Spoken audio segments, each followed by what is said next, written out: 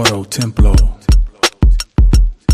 I had a dream that I was laser focused like a blue beam, piercing minds to show infinite things, like the inside of the inside where the bird sprouts his wings and flights force his form inside perfect design storms.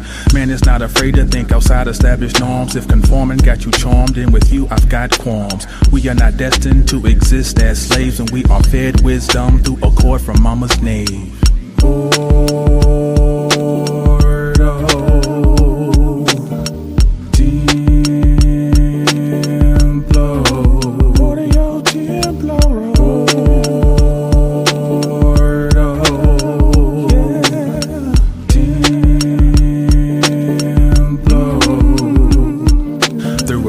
Severity, my mother birthed me, but first carried me mercifully. The water is inherently mine. Maritime or war, this ship will survive. Calm seas or storm weather, still I glide. Waves take you up and down. Emotion roller coasters take charge, calm them now. You're the captain of your soul. How can you be moved when you're working your plow?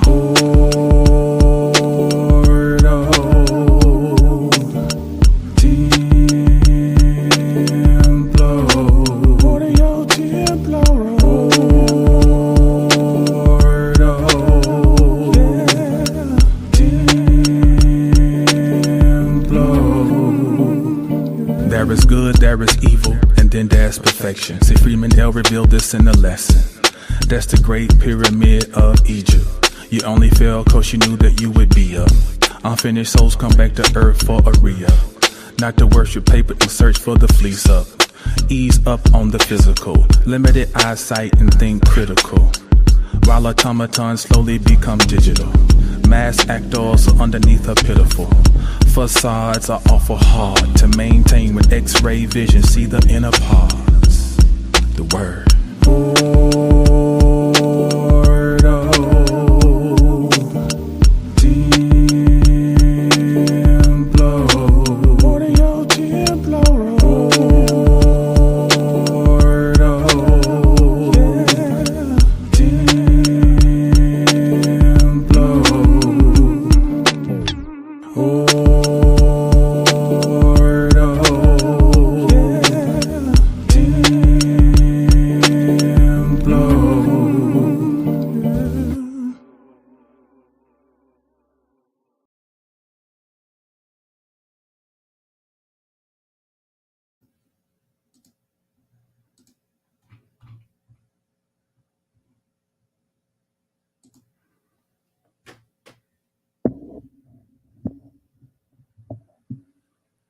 Peace.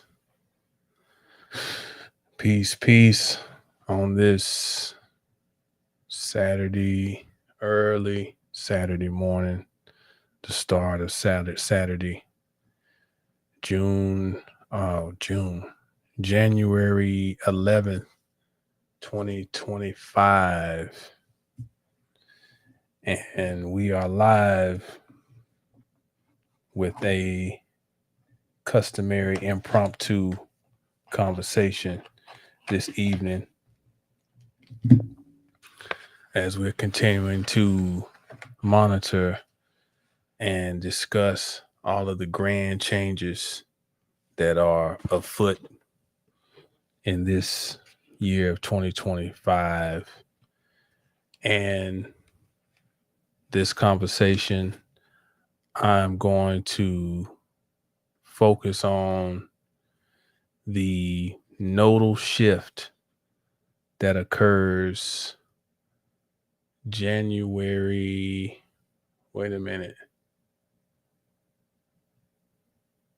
Actually, at 5:01 p.m., January 11th, Central Standard Time. 5:01 p.m. Central Standard Time. So that's about, what's that? 12, about 17 hours from now or so, the North Node will make its ingress into Pisces at 29 degrees, 59 minutes of Pisces. So big shift. We know that Pisces is mutable water. Pisces is the last sign of the zodiac. Pisces deals with beliefs, spirituality, fusion, imagination, creativity. It's in some regards music. It's art. It is romance. It is things that take us away from the realities of the mundane world. Pisces. Pisces is an energy of dissolving things, breaking things down, gaining a final understanding. It's also an energy of, it can be of imprisonment. It can be an energy of insanity. It can represent hidden enemies from a traditional astrological standpoint. But as we've talked about the last live I did. I talked about some of the harsh realities that we may be looking at with around this time, given that Mars is also in a water sign in Cancer right now. And Mars is actually in a trine to the North Node and Neptune. But I try to take a sober approach to it. Tonight, I want to delve into the topic of water, period, though. Since water is right now is a very focal point of our consciousness, and it's going to be for the next 18 months. Although during this time, we're going to have the outer planets, Pluto, Neptune, Uranus, and Saturn over these next 18 months will collectively be in quote unquote masculine signs. So although they will be all have shifted or made at least their initial ingress into their respective masculine signs, we will have the nodal axis or the North Node in the water sign of Pisces, which will still be reminding us of the significance of emotional expression, our emotional world, wounds that we are still working through, old baggage that we're releasing, old toxins that we're breaking down, and that we're purging, cleansing. And this will also be a time of spiritual enlightenment in some regards and awakening. This conversation is a lead up to the series that I've been talking about, that I'll be bringing out and introducing, called The Goddess Behind the God. So this is really technically part one of that series, because water is the elixir of life. Peace, Scarlet. And behind everything, you must have water. We cannot survive without water. We can go without food for an extended period of time, but we absolutely must have water. And civilization is built around water. Man stands up historically around bodies of water. Think about the great bodies: Mississippi, the Nile, St. John's River. Think about, how civilization stands up based on waterways. Think about right now how important our port cities are to us.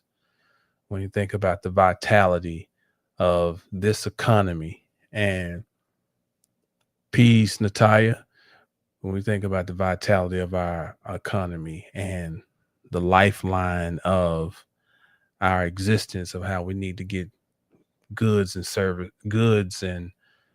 essential products and things to us, it's water. And so with that in mind, tonight I'm going to do something different. I'm going to read some because Pisces is a very mystical energy. Things get murky in Pisces because Pisces is the antithesis of things of linear thinking and expression. Pisces would be the antithesis of that. So it's very mysterious. And here we are with the North Node preparing to move into Pisces to add to all of the milieu of things we're in right now. We're now preparing to go into an even more mysterious period where things will seem very fuzzy. We may be unsure collectively about where things are going. And I found it to be a fitting title for consideration, a book that I'm sure many of you great scholars out there are familiar with. It's by Masaru Emoto, who passed away a few years ago, and it's called The Hidden Messages in Water. Okay. Great book. And so peace, Kareem. So tonight, in accordance with the nodal shift that we are on the cusp of, I thought I would delve into this book some and start reading in chapter 1. And I'm sure we won't get through it, but we'll at least start.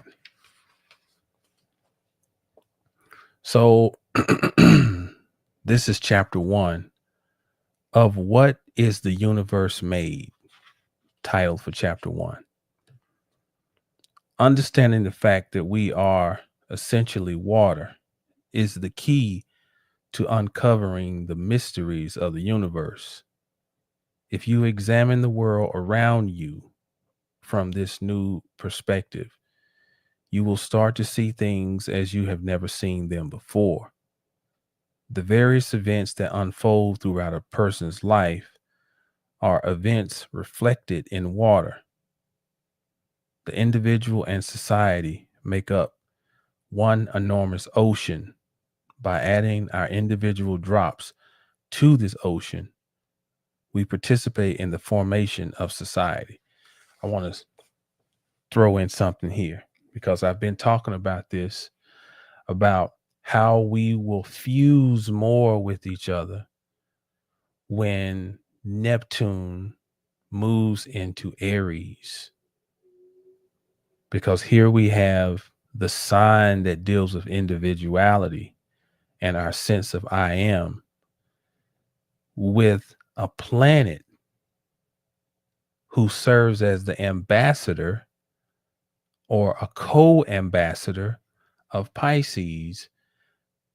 And the planet is considered to be, as an ambassador, is carrying out a directive for the sign it represents. So wherever Neptune goes, it carries out the directive of all those things that I mentioned and more applied to Pisces. So for one, Neptune will be an ambassador of fusion and convergence and merging. And so here we have the reality with Neptune and Aries that our energies are overlapping each other. We're all in a gigantic ocean. And when Neptune moves into Aries, we are reminded of that. So, as he says, the individual and society make up one enormous ocean. By adding our individual drops to this ocean, we participate in the formation of society. I wanted as many people as possible to hear the message that water has for us. And so I decided to publish the photographs of the ice crystals. Peace, Black Butterfly. Thank you for getting in. One of my mods in here. I first, this act was only a small drop, but it created a ripple that resulted in an ever expanding wave that has had enormous impact on my life and the lives of many others. I first published my photographs in 1999, 6 long years after I started out on this unusual venture. During those first 6 years, a mountain of photographs had accumulated and was just sitting there in my office. To prepare the photographs for publication, I tried to put them on some sort of order, As I did so, I started to realize that there was a story unfolding before my eyes. I began to realize that there was a grand and marvelous story that each individual crystal was trying to tell me. As soon as I latched onto the idea of publishing my photographs, I talked to several publishers about my idea, but no one seemed interested. Rejection didn't change my determination to have my photographs published, and so I decided that I would publish them on my own. But I soon realized that though I could afford to have the photographs printed and bound into a book, the restrictive distribution system in Japan wouldn't allow me to have the books sold in bookstores. This seemed like a formidable obstacle, but I just decided not to worry about it. When the completed books arrived, I packed up the books for the few hundred friends and acquaintances who had reserved copies and sent them off.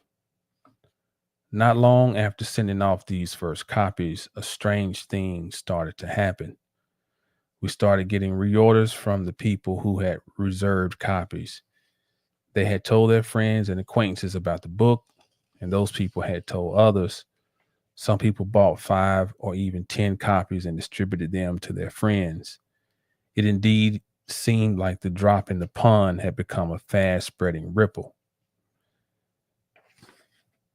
My expectations quickly expanded, and I next wanted people around the world to know what was in this book of photographs, and so I had a translation company translate all the explanations into English.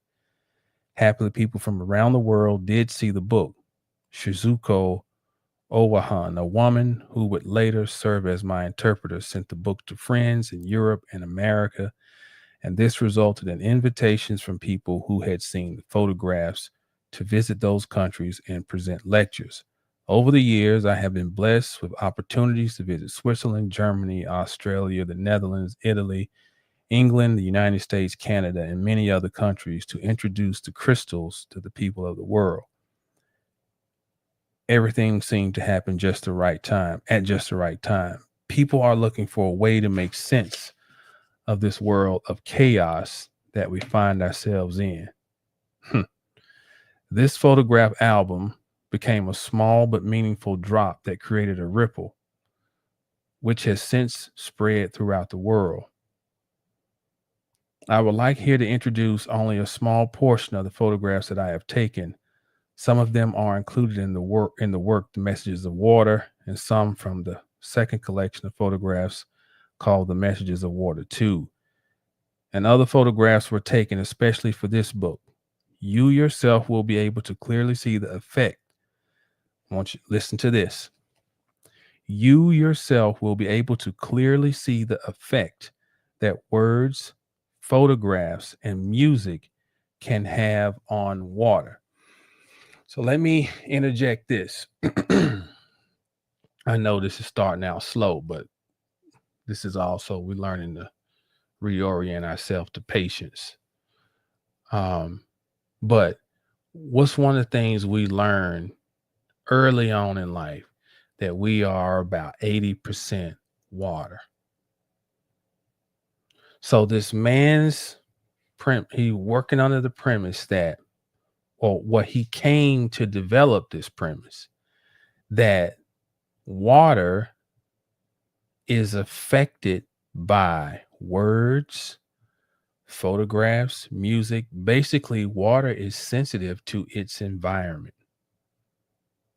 And if we are 80% water, then common sense tells us that we are very sensitive to our environment. And collectively, our sensitivity is increasing as Neptune is approaching its ingress in the Aries. And we're going to become hypersensitive collectively. But that hypersensitivity, how we respond to it, is going to be based on the level of consciousness that we are functioning at and how evolved we are as souls.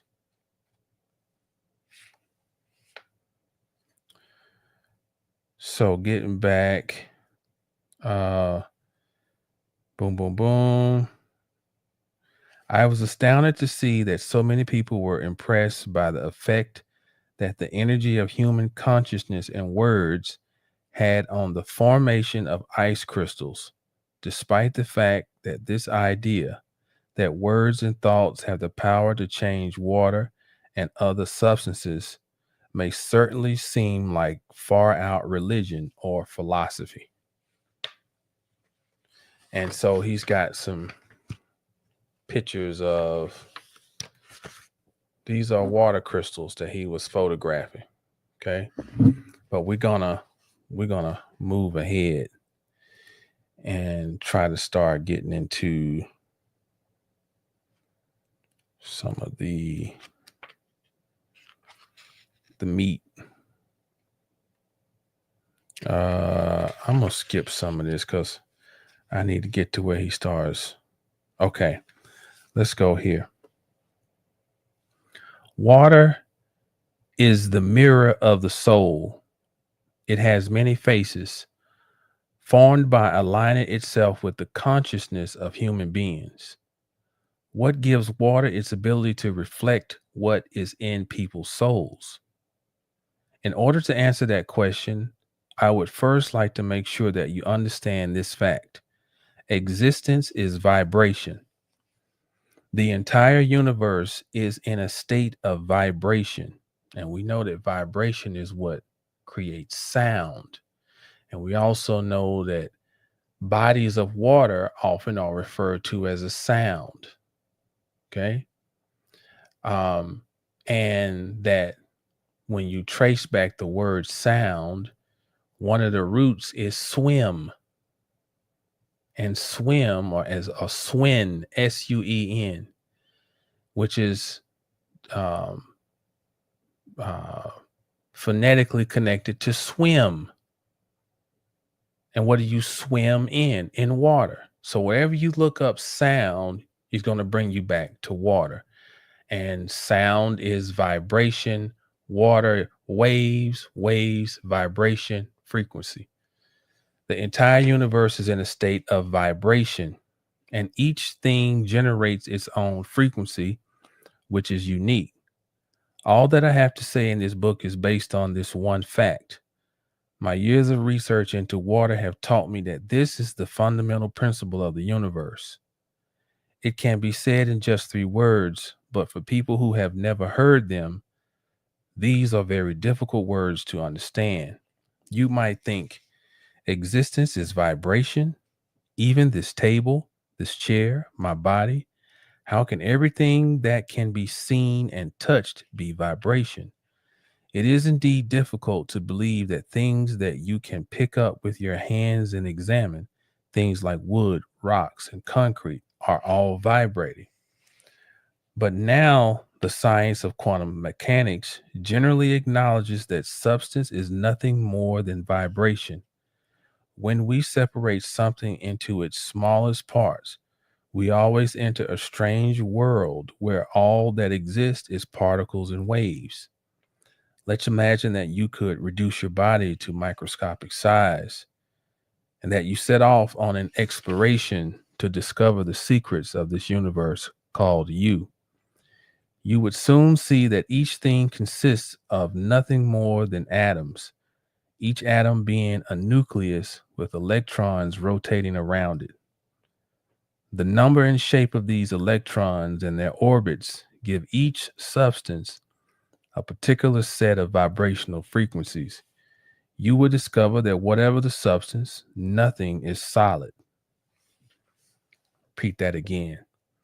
You would discover that whatever the substance, nothing is solid. So if you think astrologically, everything is water. The whole zodiacal experience is a flow.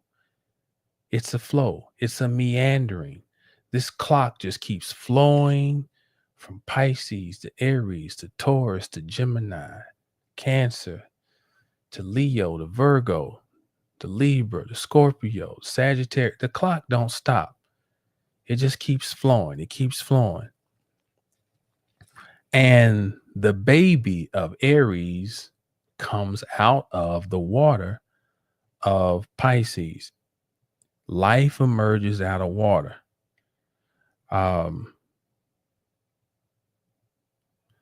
You would soon see that each thing consists of nothing more than atoms, each atom being a nucleus with electrons rotating around it. The number and shape of these electrons and their orbits give each substance a particular set of vibrational frequencies. You would discover that whatever the substance, nothing is solid. Instead, there is only a nucleus surrounded by an endlessly rotating wave. Everything is eternally moving and vibrating on and off at an incredible speed. According to the Hanyashinyo, the Buddhist Wisdom and Heart Sutra, quote, that which can be seen has no form, and that which cannot be seen has form, end quote. We can now say that this strange contradiction spoken ages ago by the Buddha has been proved true by modern science. Our eyes can see objects, but they can't see vibration. Our eyes can see objects, but they can't see vibration.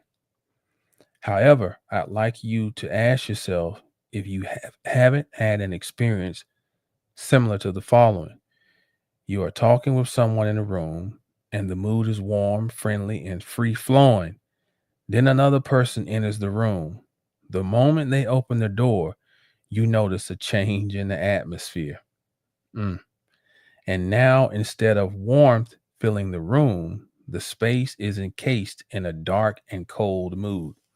Now, if you have significant water placements in your chart, then you can relate to especially being sensitive to picking up on this change in the room. Okay. And you may have encountered people who look at you like, what's wrong with you? Like they don't even recognize the change. If you have significant placement or placements in water houses in the chart, meaning 4th, 8th, and 12th, then that can give you a high degree of sensitivity.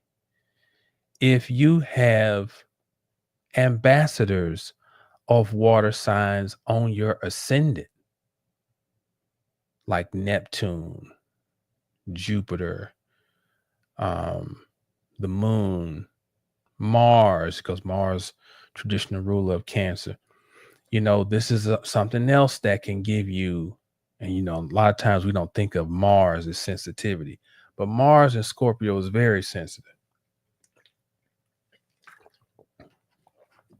It doesn't express it like some others do, but it is fighting for what it loves. It's ready to die for what it loves.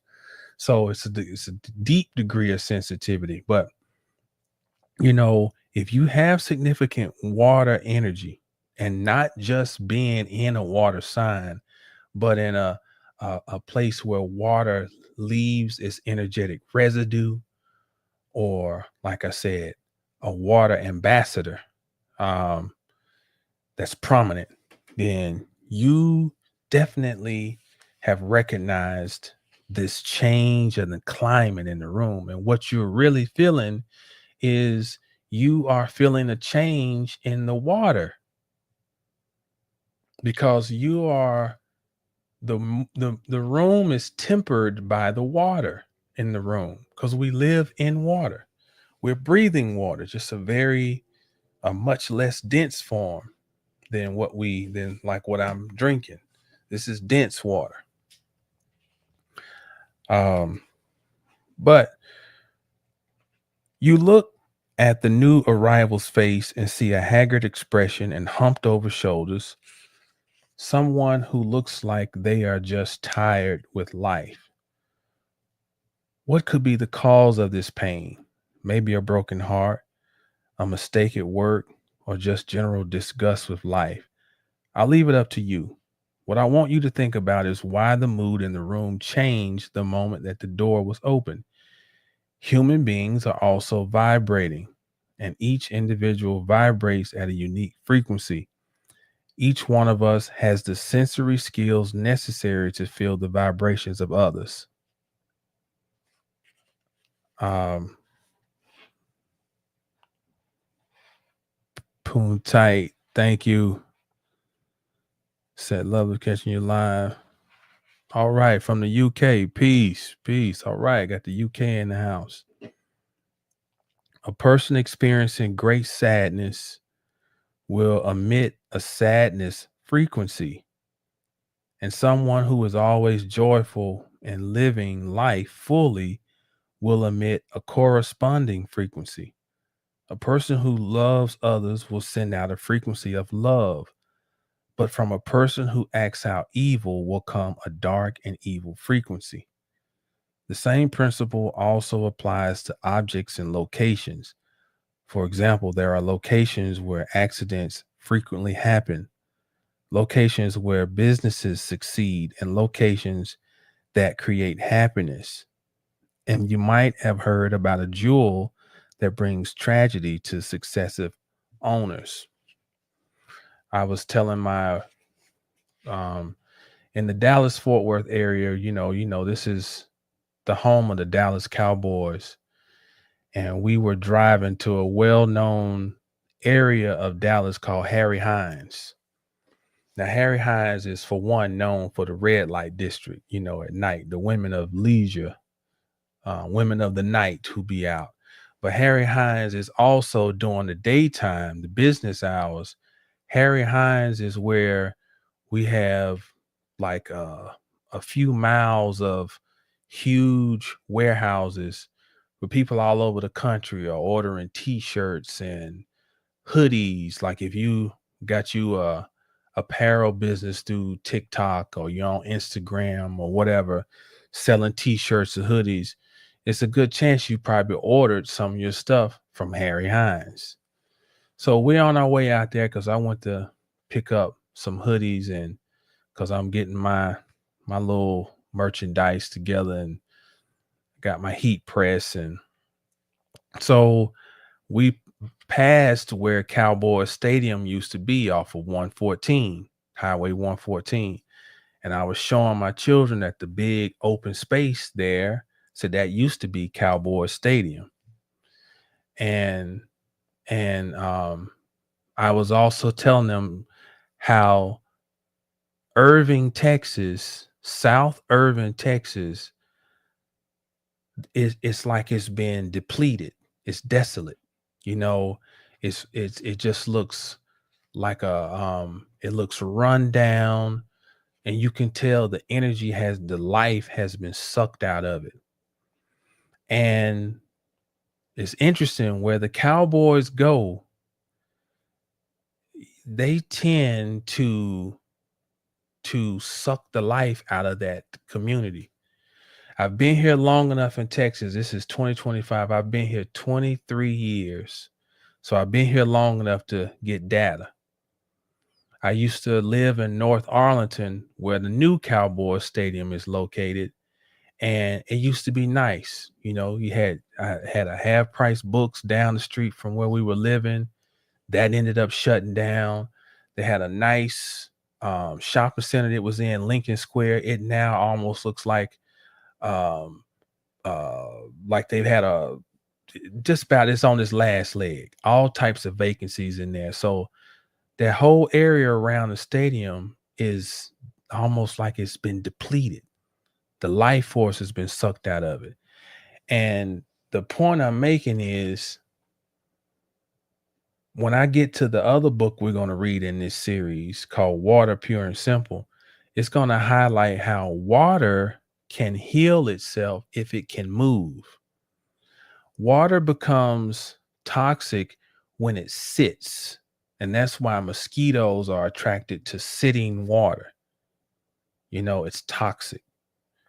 And it is as if this large organization, wherever it goes, it creates a type of stagnant water. And you can feel when you drive through the area when you're driving through Irving, Texas, South Irving, and you're going up 114 to Harry Hines, it's like you can feel stagnation.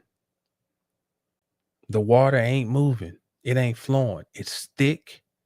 The people, when you go to the Walmart off of 183, the people are it's like they were drinking water from Chernobyl or something, 3 Mile Island. It's like it's some chromosomal mishaps. And this is the power of unseen forces that can come in and shape the energy, the molecular, the water, the water, which is the environment. And everybody in that particular area is breathing in that water and exhaling it. Now, to the average person, this just sounds like some foolishness, but if you got eyes to see and you can pay attention, you can see it unfold. But I'm digress a little too long now. Let me see. Let me get back.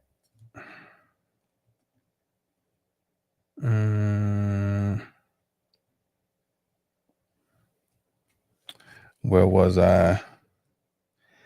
The same principle also applies to objects and locations. For example, I read that, but I'll finish. For example, there are locations where accidents frequently happen, locations where businesses succeed, and locations that create happiness.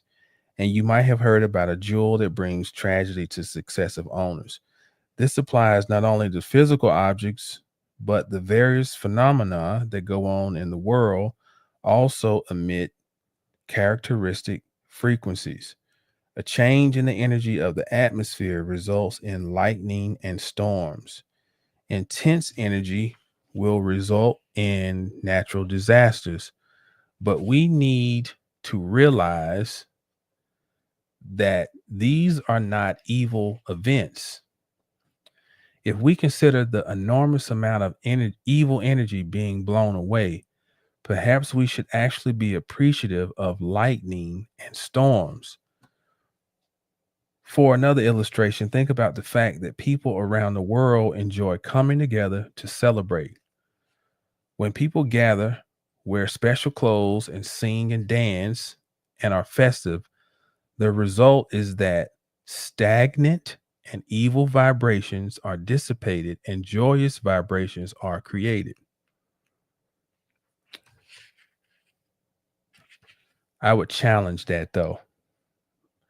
I would say what it does is it definitely creates vibration, but the intent behind the people who are creating who set the venue will determine how the vibration that is generated will whether it will be positive or negative, because our coliseums, our stadiums are energy generators, and they are the same as a hadron collider, basically the same in the basic setup.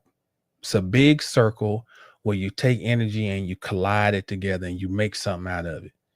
And you have fans, and fans are short for fanatic.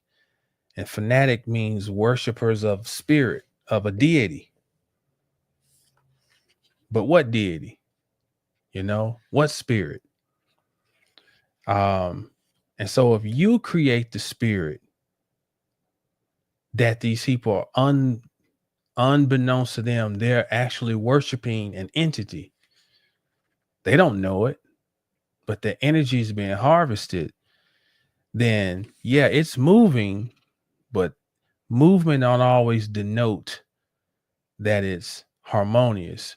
But I get what he's saying though. He's saying basically he's being more general, that he's equating stagnation with a source of debility, which I get. Basically, that's what I said earlier. But my mind is, I'm going thinking on another level too at the same time. All things vibrate, and they vibrate at their own frequencies. When you understand this, you will significantly broaden your understanding of the universe. With this understanding, your eyes will open to things you have never seen before, things previously pushed to the back of your consciousness, and these discoveries and feelings will give new life to your soul. The fact that everything is in a state of vibration also means that everything is creating sound. This doesn't mean that we can hear every sound, although there are some people who apparently hear the voices of trees and who can communicate with plants. Whether we can hear the sound or not, we can say that the unique frequency of all objects can be interpreted as sound. It is said that the human ear is generally capable of hearing frequencies from approximately 15 hertz to 20,000 hertz.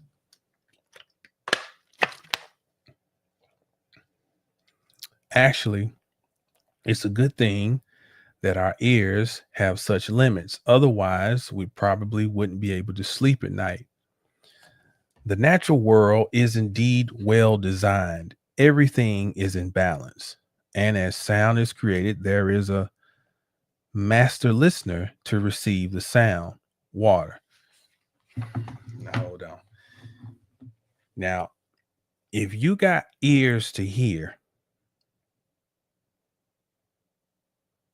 this is, he just gave you a major jewel. When we come to this word we use so much on the internet called manifestation. Maybe we should just call it making it happen.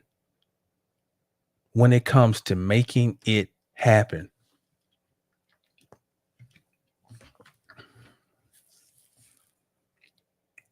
he said, and as sound is created, there is a master listener to receive the sound, water. So that means everything we say is heard, is recorded, and it reverberates. I've even been going back and learning more about the ionosphere and how it is said to function like a mirror. And this is how wireless communication works. It uses the ionosphere to bounce signals back down here, and that's how they travel. And when you think about that, and then you couple that with this thing about water being the master. Listen, Shalom G. See you up on the late night with us. When you know, the fact that water is the master listener is showing how our words are creating a ripple in this pool or this great ocean that we're living in, and how if our minds are really thinking, we can see, oh, this is one of the keys to how we make it happen, or we bring something into reality. You know, Pisces is also the energy of behind Hollywood. It's the energy behind Disney. It's imagination. It is seeing something with the in the invisible with the eye that can see into the invisible world, and to hold that sight in place, that vision, to hold it until we crystallize it into this reality. Peace, that crazy. Glad you could join us. But yeah, that's a major key that he just gave. He said, and it's simple. He just said, and as sound is created, there is a master listener to receive the sound, water. It also reminds us to be careful what we say. Be careful what we say. Let me ask you to think about why crystal formation would be affected by music, and why completely different results would be reached depending on the spoken and written words water was exposed to. The answer is found again in the fact that everything is vibration. Water, so sensitive to the unique frequencies being emitted by the world, essentially and efficiently mirrors the outside world. I think that deserves a repeat. Water, so sensitive to the unique frequencies being emitted by the world, essentially and efficiently mirrors the outside world. Music and spoken words are vibration. They are easily understood and interpreted by just about anyone. Sounds like the chant created by a human voice at a Buddhist funeral create a healing frequency. But how can we interpret the phenomena of crystal formation being affected by words written on paper and shown to water? The written words themselves actually emit a unique vibration that the water is capable of sensing. That deserves a repeat. The written words themselves actually emit. And let's take a moment and delve into this word emit. Now, this is how we know that languages have an overlap. That word emit that we use in English that means to project, EMIT, would coincide with the Hebrew word for truth, emut, which is aleph mem ta, truth. The written word themselves actually hold a truth. They emit, they hold a truth, which is a unique vibration that the water is capable of sensing. So the water is capable of picking up the truth or the intent of the words. What were the intentions of the person who wrote the word? Eric said, and blood is thinner than water. Imagine that crystallization. That's right. And we know the blood is mostly comprised of water. Um, Black Butterfly said, when you said water, the master listener, I immediately had a full circle moment of each of us being master listeners as we are comprised predominantly of water. As you have it, that's right. That's right. That's right. Bruce Lee, be like water. Indeed. Um, so water faithfully mirrors all the vibrations created in the world and changes these vibrations into a form that can be seen with the human eye. When water is shown a written word, it receives it as vibration and expresses the message in a specific form. You might think of letters as being a visual code for expressing words. But what fundamentally are words? The Old Testament says, quote, in the beginning, there was the word, end quote. This would mean that before the creation of the universe, there existed the word. My interpretation of this is that the word created human beings, and human beings then learned words from nature. In primeval times, when people lived within nature, they needed to protect themselves, and so they were sensitive to the frequencies and sounds generated by nature in order to detect danger before it could sneak up on them. The sound of the wind blowing, the sound of water flowing, the sound of an animal walking through the grass. The ability to understand these sounds and relay them to others using one's voice was required for survival. It also means that these people had to be quiet and they had to be still. It is likely that these attempts at language were simple messages of a few words, but with the development of culture and accumulation of experience, our vocabulary expanded.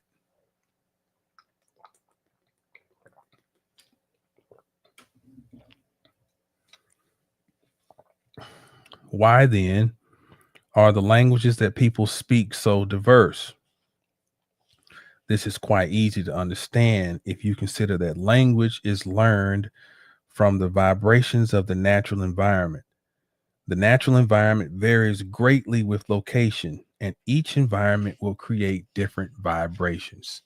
There you go, epigenetics.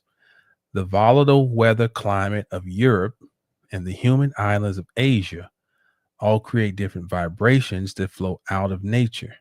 In Japan, there are 4 distinct seasons, and so the Japanese language reflects this with a beautiful lexicon of weather related words. Water exposed to the words thank you formed beautiful geometric crystals no matter what the language.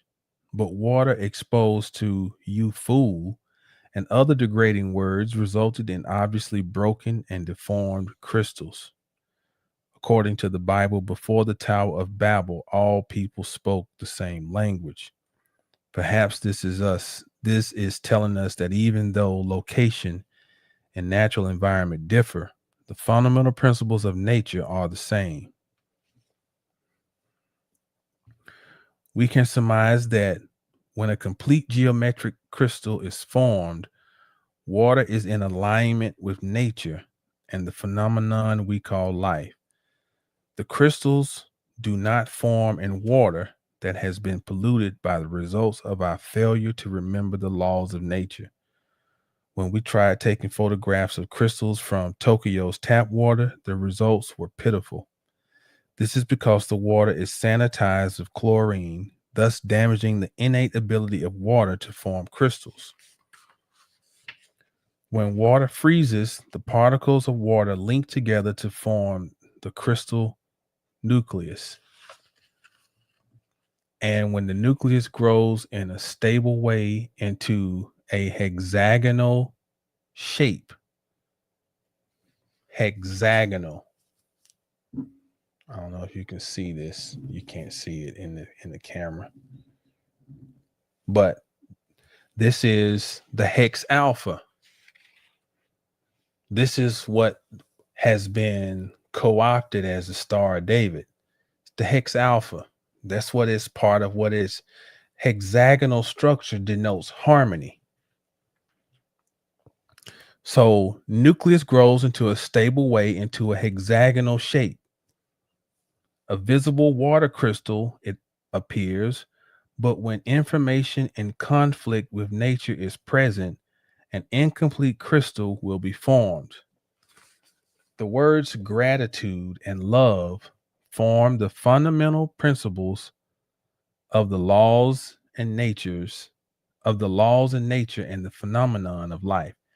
Therefore, water in its natural form is required to create the hexagonal form. By contrast, words such as you fool do not exist in nature and are instead unnatural elements created by people. Words that revile, harm, ridicule are the result of the culture created by humans. It's likely that only vibrations of love and gratitude appear in nature, and observation of nature shows this to be true. The trees and plants show respect for each other by the way they live in harmony. This also applies to the animal kingdom. Even lions only kill when hungry and never at random. The plants in the shadows of the trees do not complain, and the animals do not try to make more food than they require. Peace, Sage. This is the hidden messages in water. I bet you probably got this by Masaru Emoto. In an article in the March-April 1989 issue of the American Scientific Journal, 21st Century and Technology. Excuse me, gotta hydrate. Warren J. Hammerman wrote that the organic matter that forms human beings generates a frequency that can be represented by sound at approximately 42 octaves above middle C. This is the note near the center of the piano keyboard. So 42 octaves above middle C. Again, this is the organic. He wrote that the organic matter that forms human beings generates a frequency that can be represented by sound at approximately 42 octaves above middle C. So this gives us clues about healing ourselves, because we're talking about harmonics. So if we're restoring, then this could be a clue.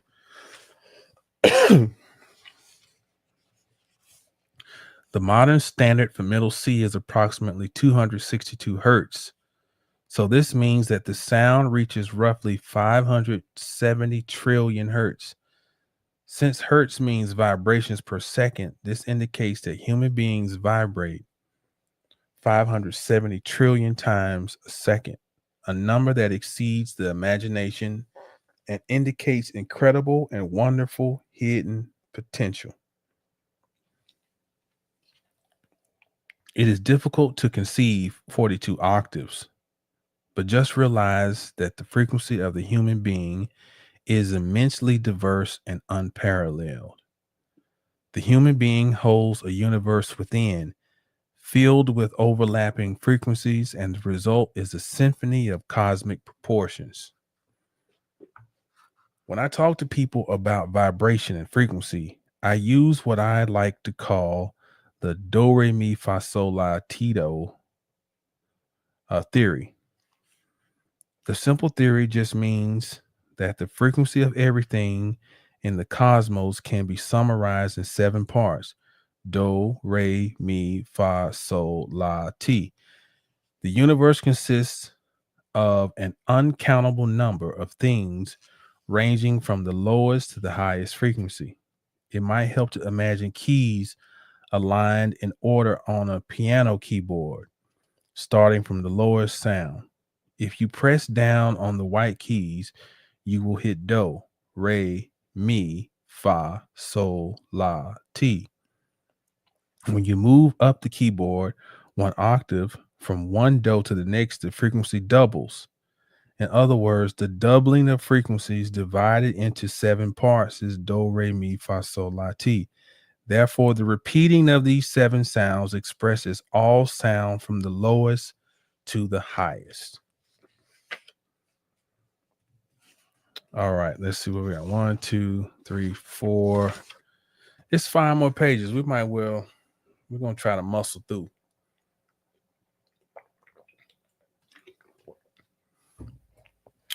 Let's see how I feel. But what enlightenment can be obtained by seeing frequency as sound? The most important revelation is that of resonance. Sounds of the same frequency resonate. I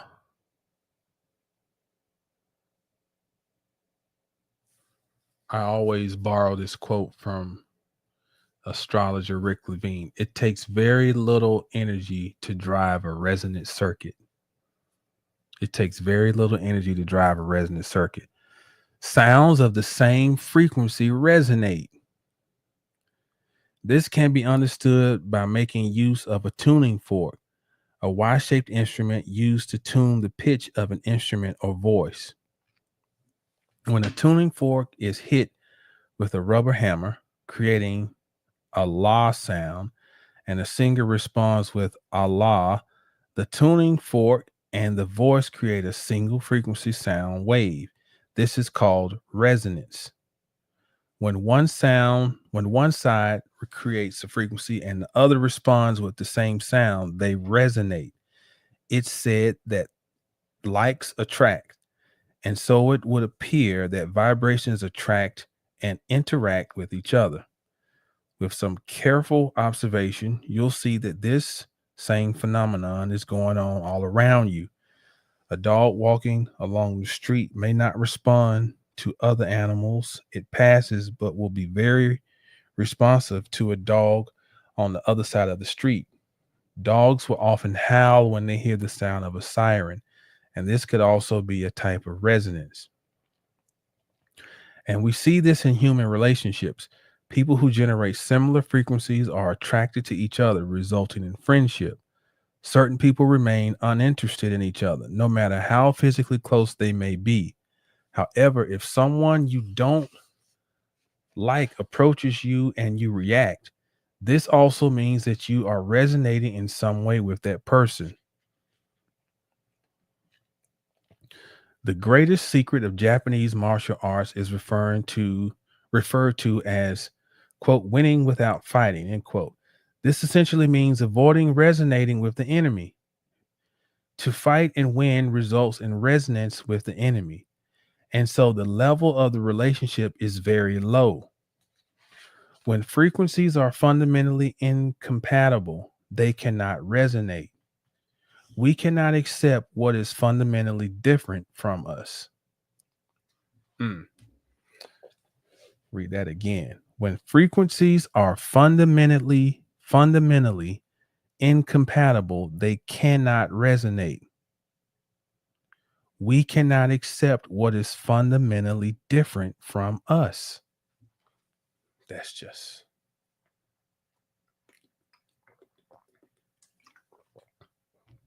1,000% true. Yes, Scarlett said this is why we outgrow people.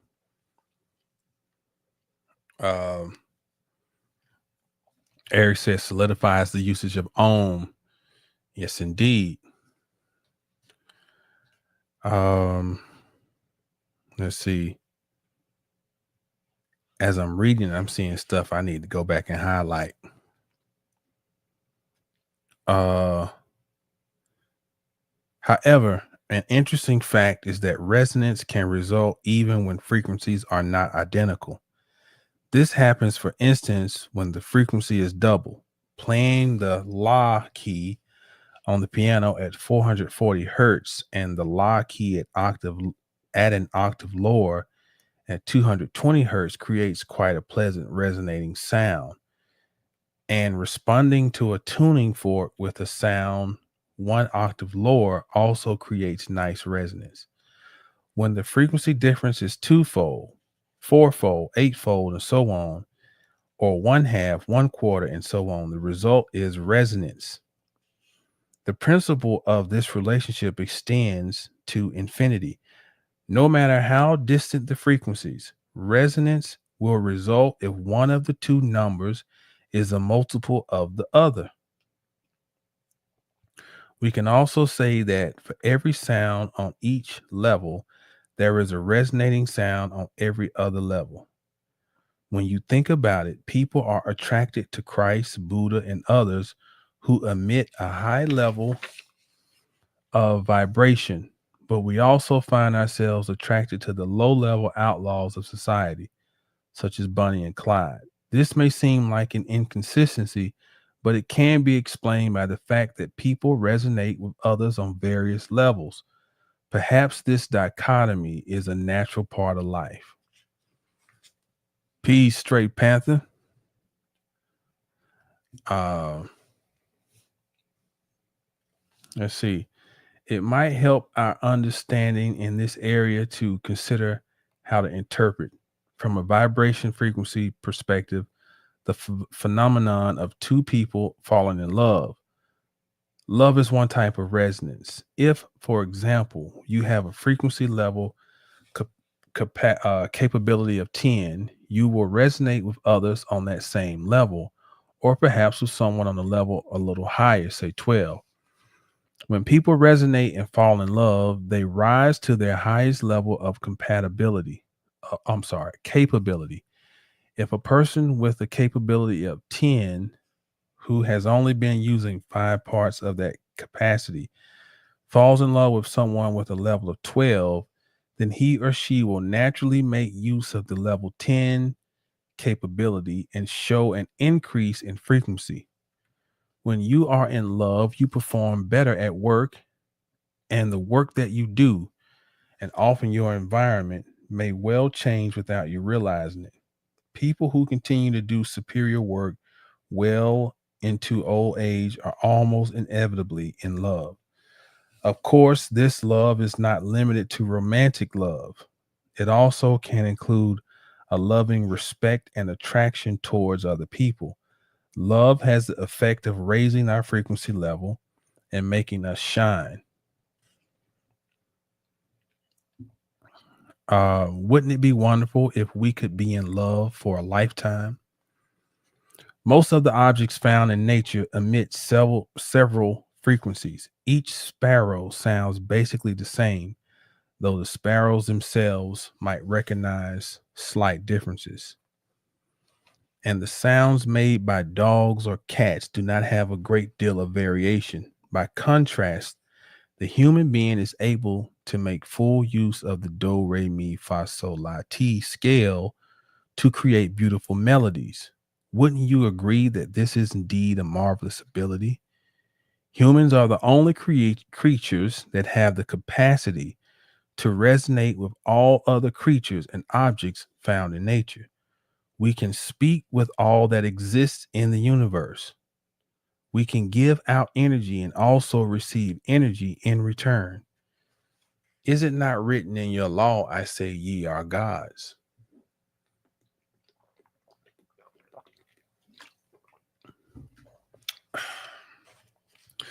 Let me read this again. We can speak with all that exists in the universe. We can give out energy and also receive energy in return. However, this ability is a two-edged sword.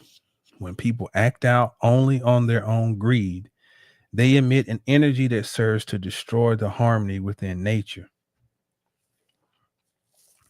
The defiling of our earth is the result of an unrelenting hunger for convenience, and the fulfillment of greed, initiated by the Industrial Revolution. This has led to lifestyles of mass consumption that seriously threaten the global environment. We have embarked on a new century, a time in history when we must make serious changes in the way we think. Only the person can resonate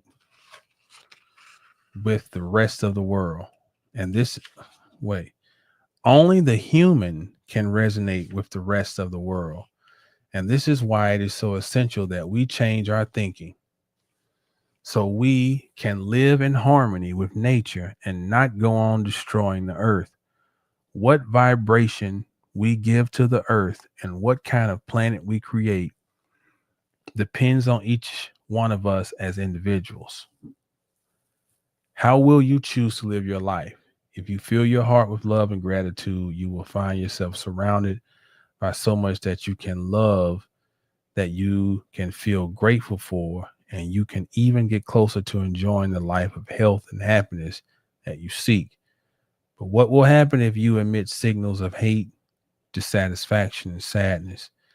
Then you will probably find yourself in a situation that makes you hateful, dissatisfied, and sad. The life you live and the world you live in are up to you. All right. And that concludes chapter 1 of, again, The Hidden Messages in Water by Masaru Emoto. And again, the reason that I'm reading this is because we are preparing for later this evening for the North Node to make its ingress into Pisces. And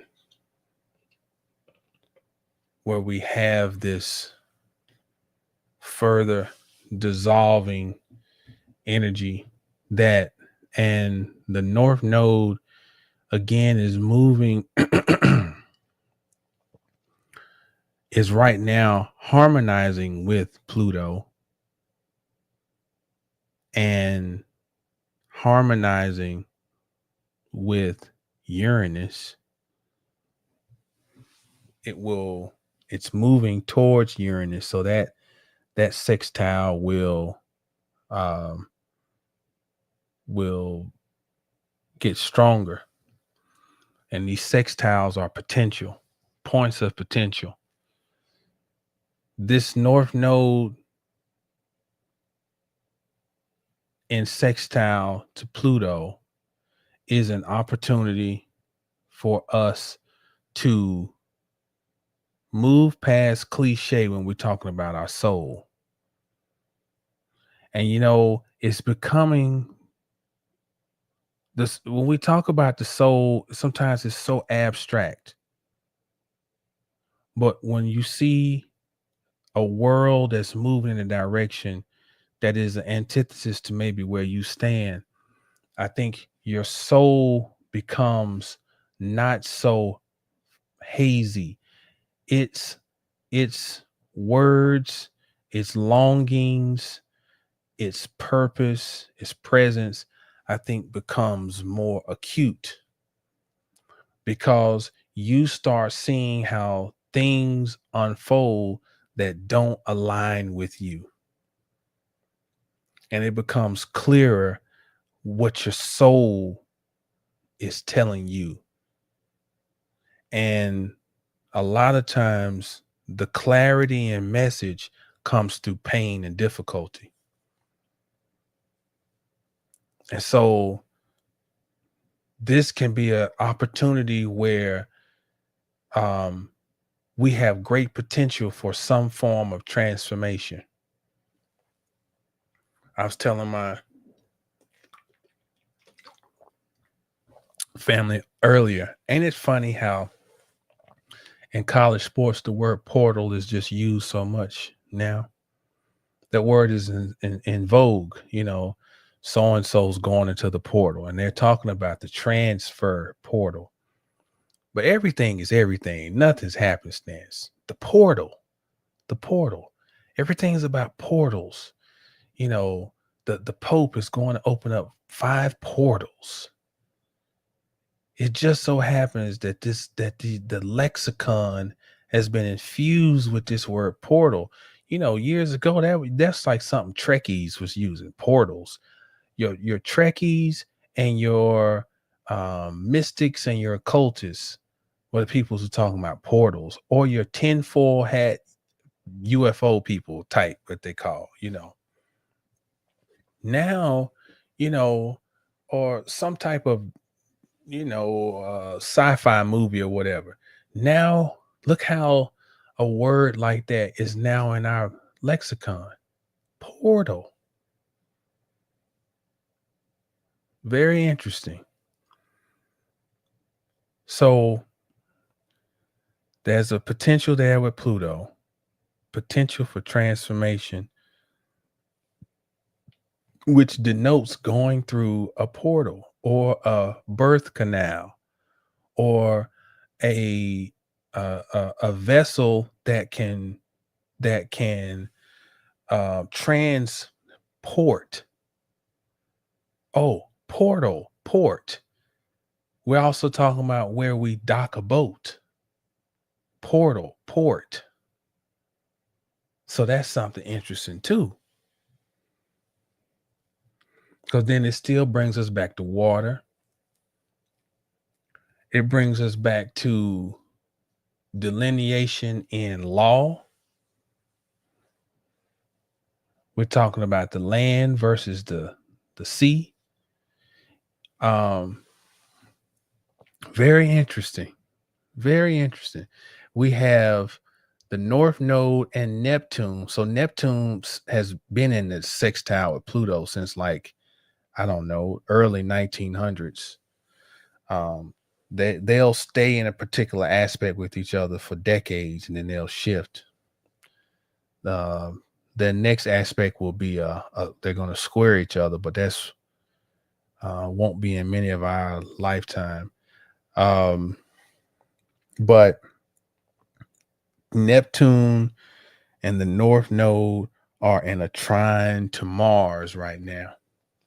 So this is the one, this is what prompted me to want to start reading these books around water, because Mars and Neptune can have our passions very high, you know, very high, because Mars is debilitated right now in Cancer, which can really send our emotions. Uh, it's a very fiery, emotional energy. And when you couple that with Neptune, which can produce confusion, although it's in a trine with Mars, let's talk positive. Positive is spiritual um, assertiveness, like suddenly feeling like, I'm gonna go and do this throughout my house. um let's say it could be as something as simple as you're burning some particular something in your house to set the energy. You're burning a candle, or even you actually preparing the candle.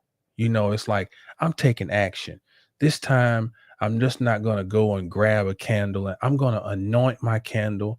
I'm going to clip the wick. I'm going to actually do my thing with this, and I'm setting out on this intention to be assertive about the energy in my home. That's a positive of that Mars Neptune trine. It is spiritual forthcoming energy. It is spiritual assertiveness, taking action. All right. The downside is that we may be moving under passionate emotional energy that may be injurious, because it's Mars and Neptune, and we may not be quite sure in the direction we're taking. And we can be overtaken by our passions right now. And so that's why I wanted us to delve into water and get more acquainted with it while we have these 18 months of the North Node moving through Pisces. We're going to have Mars retrograde in Cancer throughout winter. I can't remember when it moves back into Leo, but we're in this learning lab right now. And we're also figuring out, how do we heal wounds right now, especially in our families? How do we have tough conversations?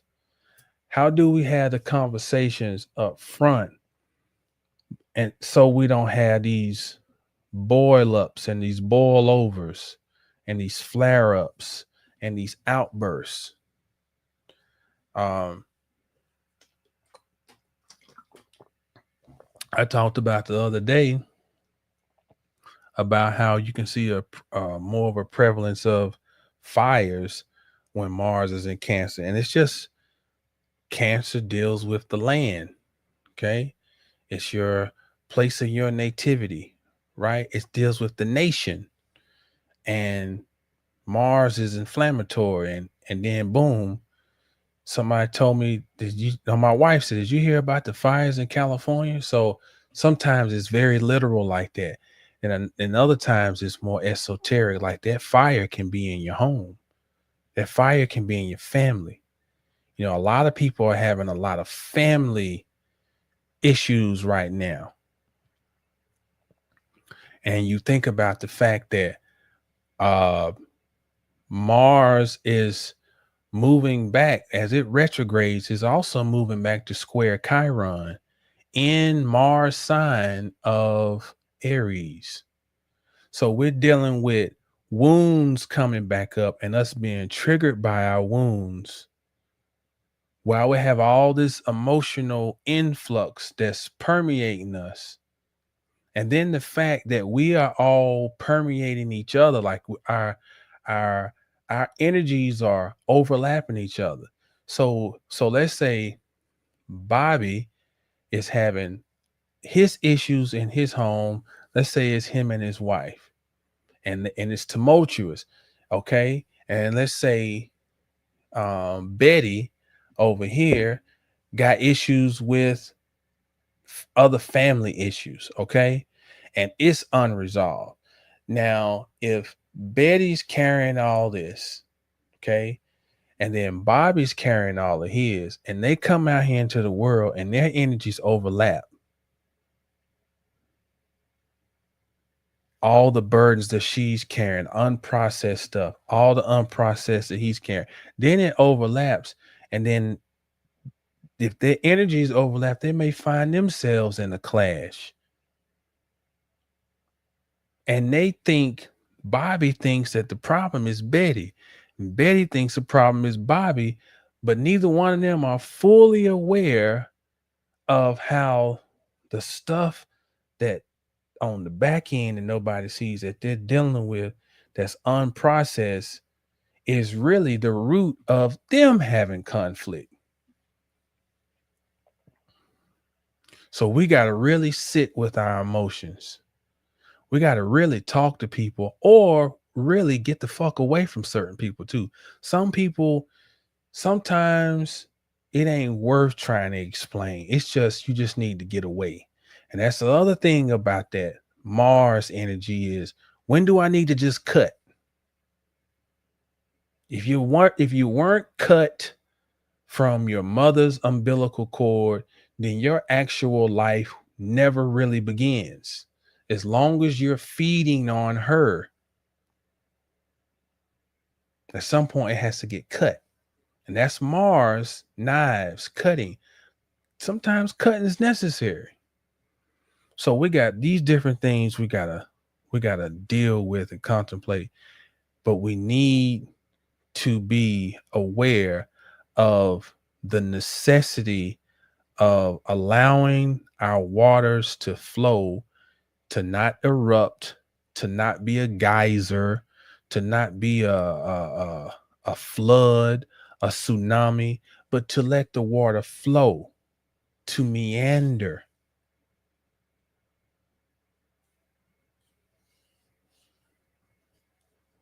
So we're being challenged to some of us to be put ourselves in vulnerable positions, you know.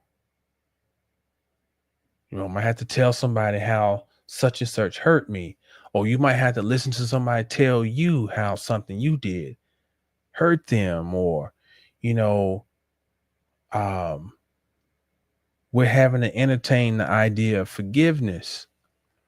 We're having to entertain the idea of what does it really mean to let go. And we throw that shit around like cliche, like, man, you just gotta let that go. It ain't that simple. But the way to let something go is to grasp yourself, like to really embrace yourself and embrace the path that you're on, like simple shit, like what are you interested in? What do you feel called? What do you feel drawn towards? Or what do you feel you draw towards you that is not harmful, and really embracing that, because even the work, so we throw around cliches like let that go, we must release baggage. Then we say things like you must love yourself more. But you can go through a million conferences, you can hear a million online people this and that telling you this, but that shit really don't mean nothing if you don't have like practical ways to approach it, you know? And so sometimes you gotta do it in a way where it don't really seem like it's applicable, but it is. One thing I love to do, like with my clients or with the coaching, is like, what do you love? What do you love? What do you just love doing that you ain't even getting paid for? you know and then when you can find simple things like that, it helps you find self-love and how to embrace yourself by indirectly, by identifying something that you just love, because that is an extension of you. And then when you grasp that and you lean more into that, you give more dedication, more time, you endure more for that, and you might find something that you want to master. As you master that, you're helping to master you. As you're focusing on mastering you, you are naturally having to let go of shit because your attention and your energy is directed more towards what you love. So that's real practical shit. And that's why, you know, brief commercial, you need to get over 720astrology.com. So I'm just giving you an example how I'm not blowing smoke when I tell you that, this is empowering stuff, because it ain't just no cookie cutter or just, it's real deal. You really have to meet people where they at, that individual, that person's chart, knowing that person's nature, and then you start building on that.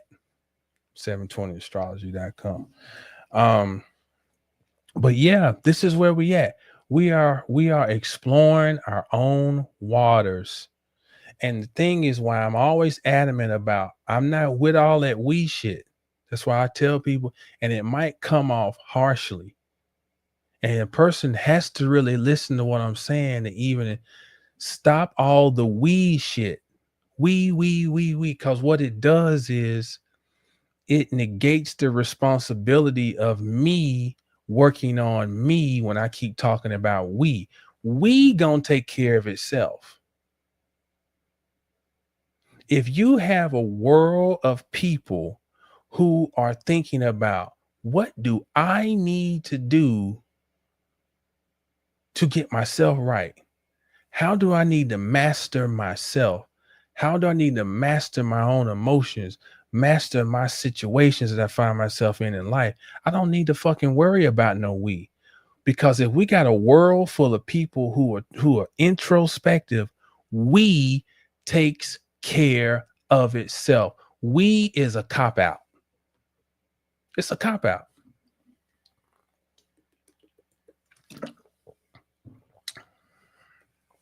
We don't need to focus on that. We done had a million different leaders, a million different this and that, movements and all this about what we have not figured out yet that ain't the shit. That ain't where it's at. Ain't no system gonna save nobody. Ain't no savior gonna save nobody. We ain't figured that shit out yet. It is me. And that don't and that's not no egotistical thing. It is actually a statement of humility. I've got to spend time to figure me out. I must love myself enough to figure out me. I can't love you or nobody else until I know how to love me. And I can't love me if I don't fucking know me. How can I love what I don't know?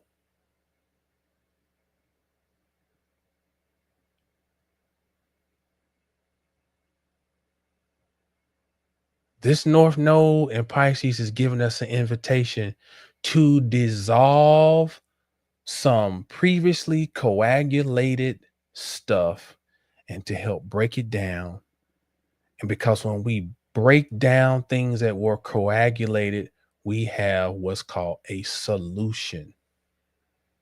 And Pisces rules the feet, which stand under the body, understanding. To have understanding.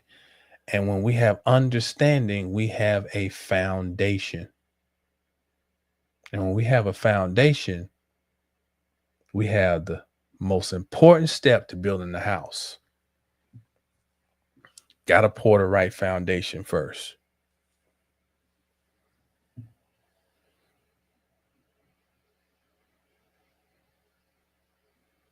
So it is approaching the 2:00 hour here in the great state of Texas. And I think y'all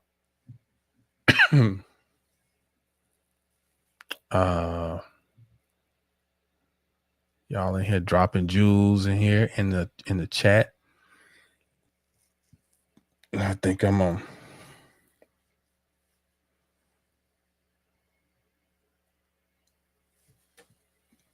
You can never let go of energy. It will return to you on the same frequency. Transcend and transform. That's right. And it's not easy. And it ain't always a one and done either, Nobody ever told you all you must hold on to is you. It's a fact.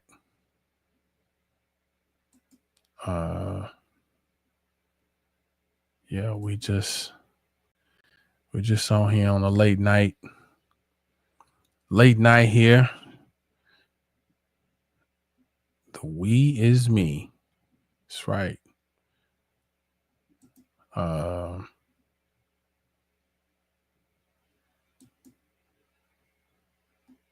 So,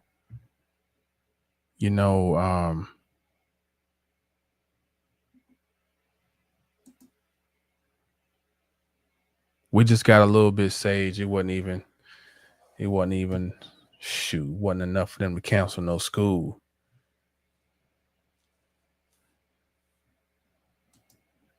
I appreciate you, good brother, Straight Panther. Good to see you back in the space. I'm glad to have everybody was able to join in. So real quickly, a reminder that I am accepting appointments for the 2025 forecast reading. And I also have Klarna, Affirm, and Cash App Pay available on my site now. So if your money's a little tight, you need to pace it out, stretch it out. I know Klarna and Affirm have some of those type of options. So got that, of course, solar return readings, birth chart readings, basic transit, synastry reading, coaching, our classes that we meet every Sunday. And I got other stuff coming too. I got other stuff, a lot cooking. I know I've been talking about it, but we got apparel coming and some other teaching tools. My bundle is available. If you have not gotten my bundle, get over and get my bundle. And like I said, you got to get the bundle and you got to give it room to breathe and grow. It's a flower, and you'll be able to keep seeing the beauty of it as you continue studying, go back and see things and listen to these little mini lectures or whatever, or these conversations we have on here. And I always throw out little crumbs here and there from that bundle so you can know how to use it. Throw out things too in our meetings we have on Sundays, But 720astrology.com, that's where I'm at. Help a brother out. You can like this video, subscribe, share it, all that stuff. And it's a good point. You're most welcome, Kareem. All right, y'all. So I'm going to sign off. As always, stay down till you get up. And when you get up, stay down and know the stars to know yourself. Let's see if we can get us a little something to ride out to. And we'll go out.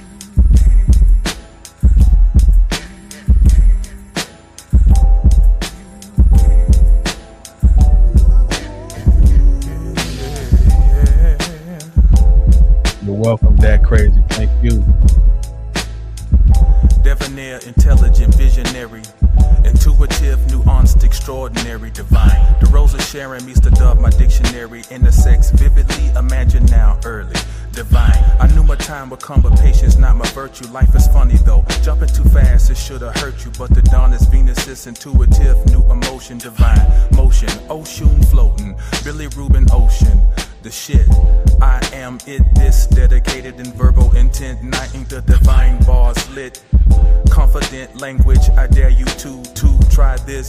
The lane switch, we tackle the abyss. Descend to ascend, straight into bend. Jamming like Ben, 3-stack, O'Farrell Munchin.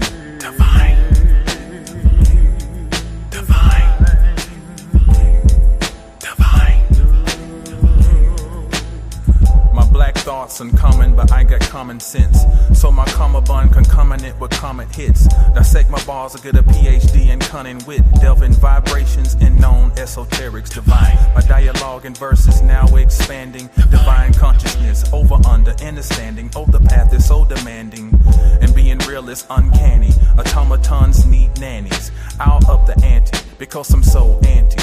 Dumb, stupid, ignorant. Come with something handy. Something I can hold.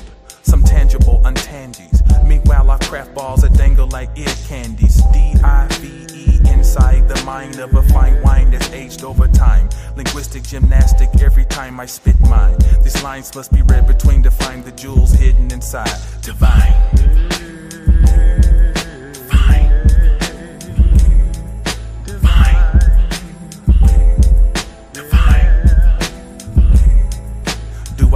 Inspiration, needlepoint excellence, divine vibrations, you best believe it. The end conceive it, hands cleave it. I wrote my own religio, so like the script said to do so. My offsprings will have the crystalline milk flow. The honey mix, cinnamon opens the dough. To be the nigga, the ginger, the naga, pretender. Never send back if fake is the endeavor. Yes, I like cheddar, but for the expense of soul essence. Never would trade whatever, whenever. Fair or storm weather. We can sing but not talk together, cause cons get reversed or cursed inside my verse. I wordsmith the game, no need rehearse. The spring burst, vernal equinox, you thirst. I thirst for more to leave your body enriched like iron ore. The divine whore I stir, eyeing soft earth from now on and going forth, me and her. Divine. The barren woman becomes the virgin. The baptizer is the revelator come in person. The vicar, the wicker, kindle light flicker in the night sky, come hither. In the winter where the plants wither and the earth is bitter, you will find your great potential, let the seeds enter. The ground with the feces round, the scarab beetles found a place to lay eggs, nutrients and soil fed. Scorpio flow risen from the frozen dead. This is the word bar superb. Every noun and verb perfectly formed. I gets down, you heard. Jacob's ladder climbing out of the dirt. The work, Dogun insight. Visors and neon, excellent divine eyesight. Higher than kite, lower than lithium dick sights. We dig through plights to take red light flights at midnight. Type 5 spit right, the true essence of my life. I got a simple message, if you cite it then get it right, 'cause this is divine.